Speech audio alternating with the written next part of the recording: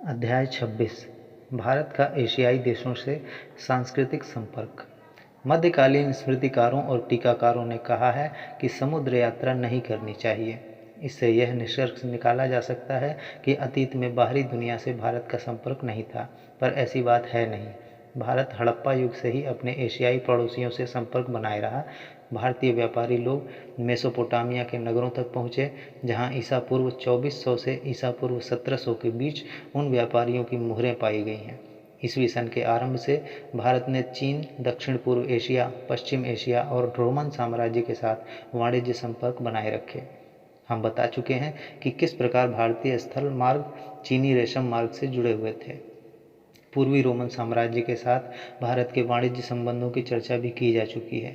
इसके अतिरिक्त भारत ने पड़ोसी देशों में धर्म प्रचारक, विजेता और व्यापारी भेजे, जिन्होंने वहां बस्तियां बनाई।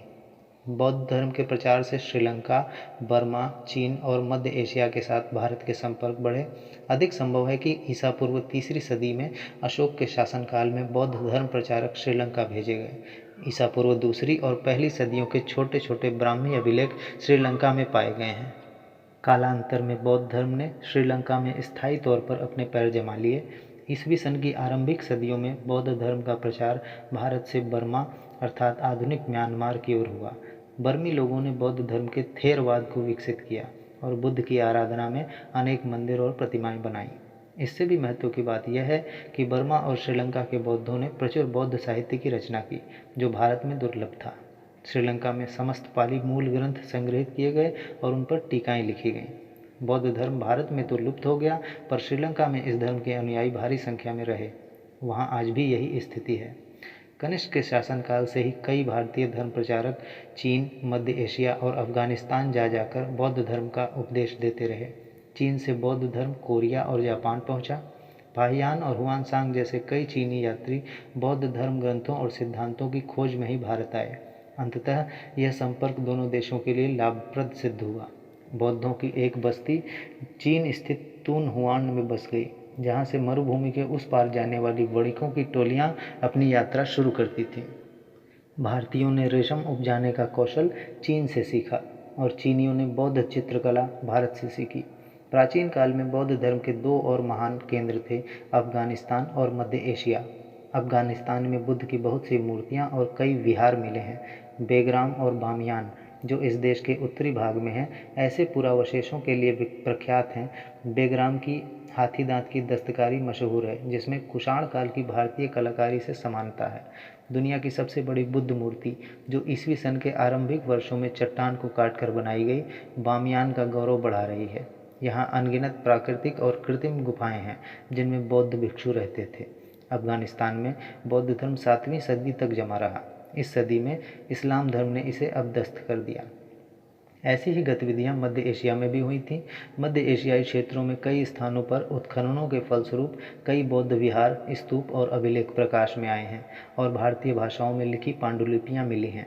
कुषाण शासन के विस्तार के फलस्वरूप खरोष्ठी लिपि में लिखी प्राकृत भाषा मध्य एशिया में फैली, जहां ईसा की 4वीं सदी के अनेक प्राकृत अभिलेख और पांडुलिपियां मिली हैं। लिखित भाषा का प्रयोग प्रशासनिक तथा दैनंदिन पत्राचार में तथा बौद्ध धर्म के परिरक्षण और प्रचारण में भी होता था। मध्य एशिया में बौद्ध धर्म की प्रमुखता 7वीं सदी के अंत के आसपास तक रही। भारतीय संस्कृति दक्षिण पूर्व एशिया में भी पहुंची, लेकिन बौद्ध धर्म के माध्यम से नहीं।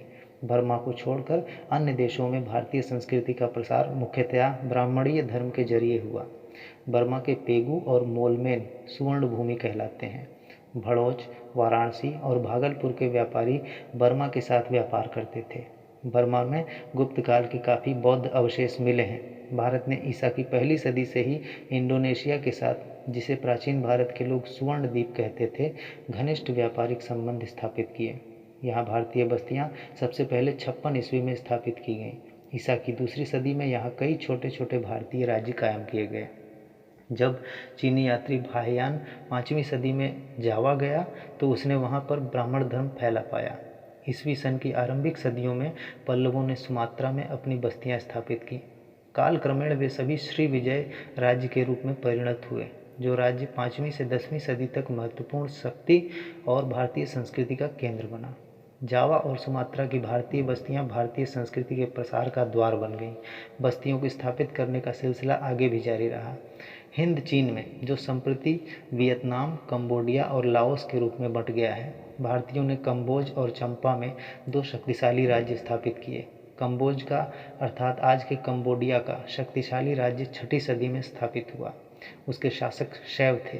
उन्होंने कंबोज को संस्कृत विद्या का केंद्र स्थल बना दिया। यहाँ असंख्य अभिलेख संस्कृत भाषा में लिखे गए।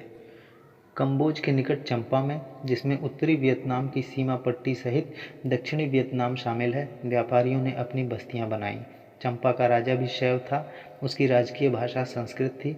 यह देश वेदों और धर्मशास्त्रों की शिक्षा का प्रमुख केंद्र माना जाता था। हिंद महासागर स्थित भारतीय बस्तियां 13वीं सदी तक फलती फूलती रहीं और इस अवधि में भारतीय लोग स्थानीय लोगों के साथ घुल मिल गए।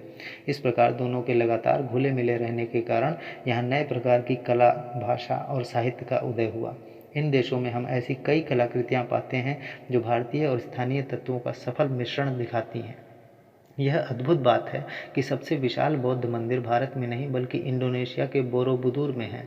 यह संसार भर में सबसे बड़ा बौद्ध मंदिर माना जाता है। इसका निर्माण 8वीं सदी में हुआ। इस पर बुद्ध के 436 चित्र उत्कीर्ण हैं। कंबोडिया के अंकोर वाट का मंदिर बोरोबुदुर के मंदिर से भी बड़ा है। मध्यकाल में निर्मित होने पर भी इसकी तुलना मिस्रियों और यूनानियों की उत्कृष्टतम कलाकृतियों से की जा सकती है। इस मंदिर की दीवारों पर रामायण और महाभारत की कहानियाँ उभरी हुई मूर्तियों में अंकित हैं। इंडोनेशिया में रामायण की कहानी इतनी लोकप्रिय है कि वहाँ की जनता इस पर आधारित लोकनाट्य खेलती है। इंडोनेशियाई भाषा बहसा इंडोनेशिया में अनगिनत संस्कृत शब्द हैं। मूर्तियों के बारे में कहा जा सकता है कि थाईलैंड में मिला बुद्ध का मुंड, कंबोज में पाया गया बुद्ध का मुंड तथा जावा में मिली कांसे की शानदार मूर्तियां दक्षिण पूर्व एशिया की स्थानीय कला परंपराओं के साथ भारतीय कला के संगम के उत्कृष्टतम नमूने हैं। इसी प्रकार चित्रकला के ऐसे उत्कृष्ट उदाहरण जिनकी तुलना अजंता के चित्रों से की जा सकती है, न केवल श्रीलंका में बल्कि चीनी सीमा पर तुन हुआंड गुफाओं में भी मिले हैं। यह समझना गलत होगा कि भारतीय संस्कृति के प्रसार का श्रेय केवल धर्म को है। धर्म प्रचारकों के पीछे पीछे व्यापारी और विजयाकांक्षी भी जाते रहे और उन्होंने मध्य एशिया और दक्षिण पूर्व एशिया के साथ भारत के संबंधों को मजबूत बनाने में प्रमुख भूमिका निभाई।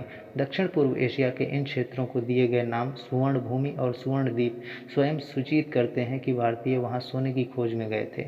व्यापार से वस्तुओं का विनिमय हुआ ही साथ साथ सांस्कृतिक तत्वों का भी विनिमय हुआ। यह मानना गलत होगा कि केवल भारतीयों ने ही अपने पड़ोसियों के सांस्कृतिक विकास में योगदान किया। यह दो तरफा प्रक्रिया थी। भारतीयों ने अपने दूर और पास के पड़ोसियों से भौतिक संस्कृति के कई उपादेय तत्व लिए भी। उन्होंने यूनानियों और रोमनों से सोने का सिक्का ढालना सीखा, चीनियों से रेशम पैदा करना सीखा, इंडोनेशिया से पान की बेल लगाना सीखा और कई अन्य चीज़ें भी अपने पड़ोसी देशों से सीखी।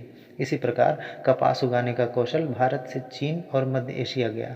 ऐसा प्रतीत होता है कि कला, धर्म, लिपि और भाषा के क्षेत्र में भारत का योगदान अधिक मूल्यवान रहा, परंतु पड़ोसी देशों में जो संस्कृति विकसित हुई वह किसी भी तरह भारतीय संस्कृति की प्रतिकृति मात्र न थी।